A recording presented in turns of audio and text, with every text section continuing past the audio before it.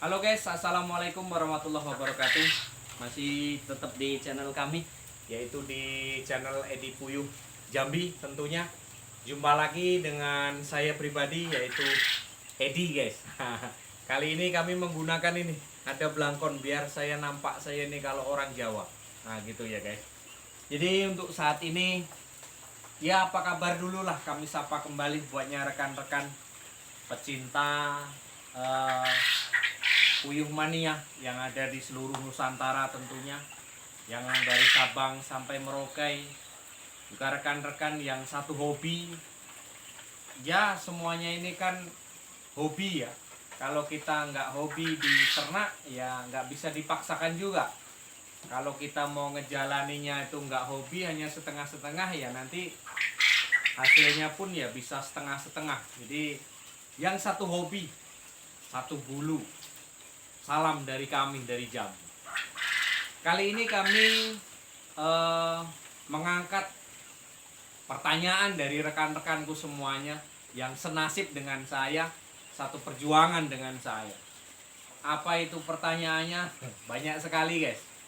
Makanya di setiap lini pertanyaan itu ya tetap kami balas semaksimal mungkin. Tetapi untuk lebih fokusnya lagi, untuk lebih kita memberikan yang terbaik, mungkin nanti bisa diulang-ulang. Kalaupun kita bertanya lewat di website, mungkin lewat di channel, itu kan hanya sebatas sepintas selalu. Tetapi kalau kami bikin video, ya bukan bermaksud kita mau bikin konten, mau terkenal konten, mau cari penghasilan lewat konten. Ya di samping itu iya juga, cuman kan kita memberikan, mempermudah untuk rekan-rekan semuanya yang ada dimanapun saat ini berada. Ada beberapa pertanyaan, mungkin satu dulu yang kita jawab. Pak, kalau ingin sukses ternak puyuh tuh apa saja yang perlu dilaksanakan, yang perlu dilakukan, kan gitu. Jadi gini ya, sukses dengan tidaknya itu gimana ya? Orang itu mungkin kan saling pandang memandang. Kalau orang Jawa bilang itu kan saling sawang sinawang ya. Jadi saya nengok mandang ternak dia ini kok maju, ternaknya kok banyak, telur perharinya kok banyak. Ya itu semuanya itu kan hanya saling pandang memandang semuanya. Jadi kalau untuk sukses itu yang seperti apa, kami sendiri pun juga ya belum seberapa paham. Sukses itu seperti apa sih ya? Saya sendiri belum seberapa paham. Cuman begini ya, kalau bisa saran saya,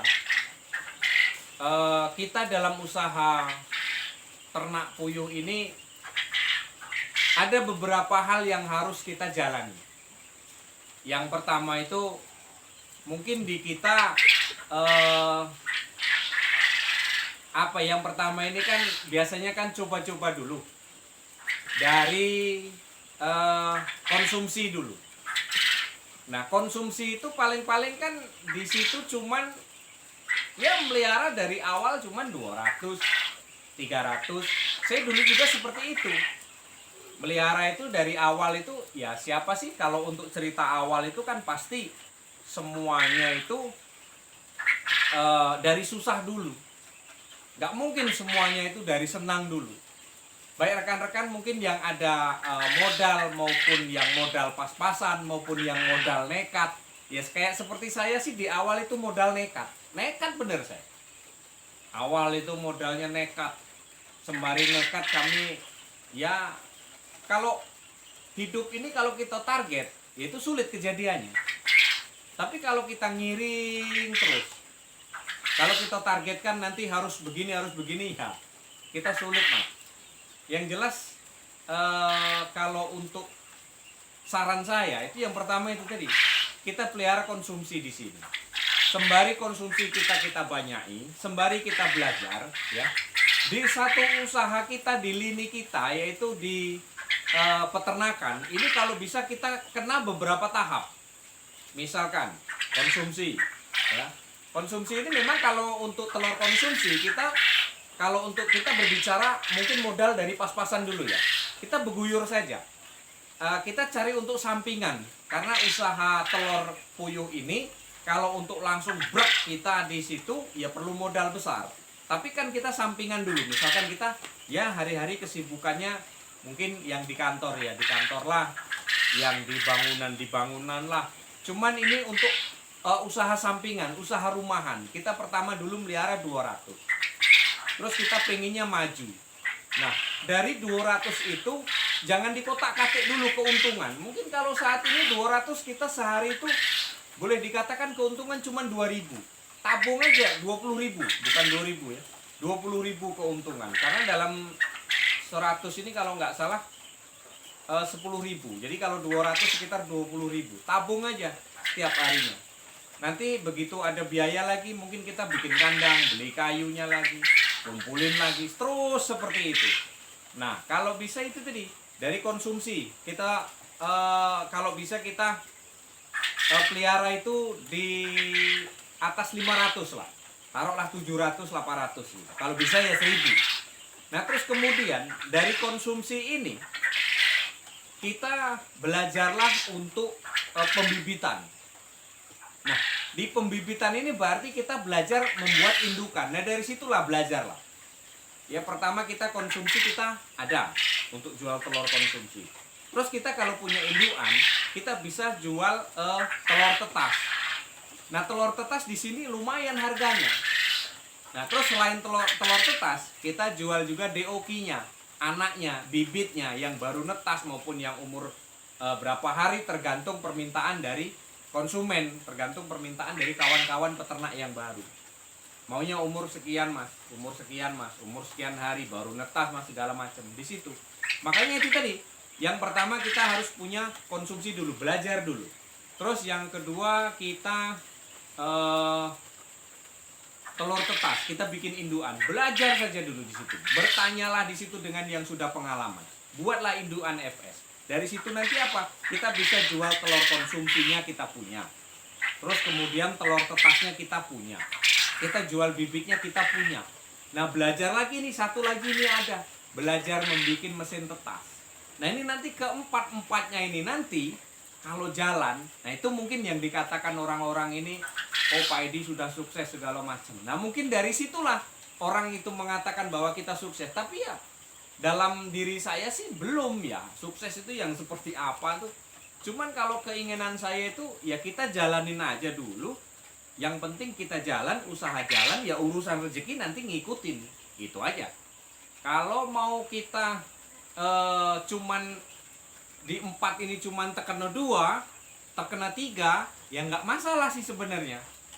Nggak masalah. Yang penting kalau bisa jangan satu pintu saja. Kalau kita mau maju, ya sebenarnya konsumsi aja satu pintu maju. Cuman iya, dia harus banyak kawan. Dia harus di atas 1.000 kawan. Baru itu ketemu. Atau melihara 2.000, 3.000. Itu baru ketemu. Kalau di bawah 1.000, ya itu tadi, kemungkinan saran saya kalau di bawah 1.000 yaitu untuk sampingan aja lah dulu, untuk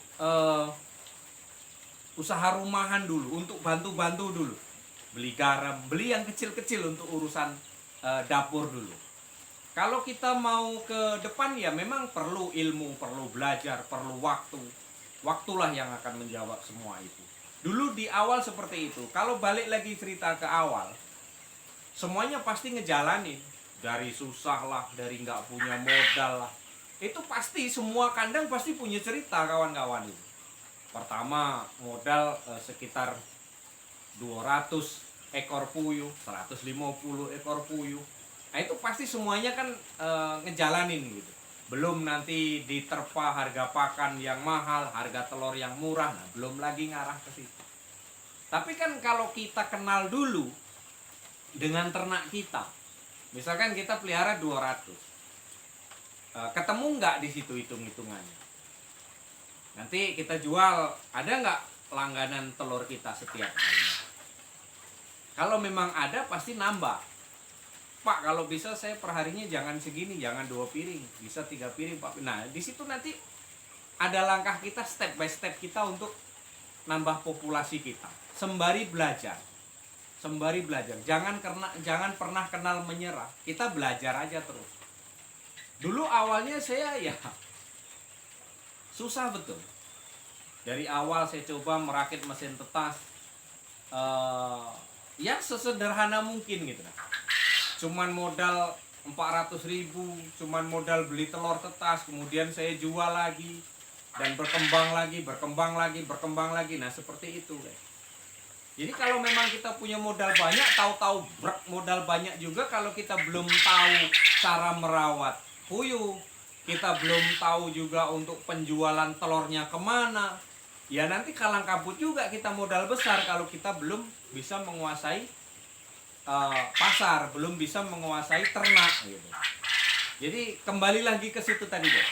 Kalau bisa di dalam kita ternak puyuh itu ada beberapa pintu yang bisa menghasilkan. Jangan satu pintu. Ya satu pintu pun nggak masalah, tapi kan perlu besar.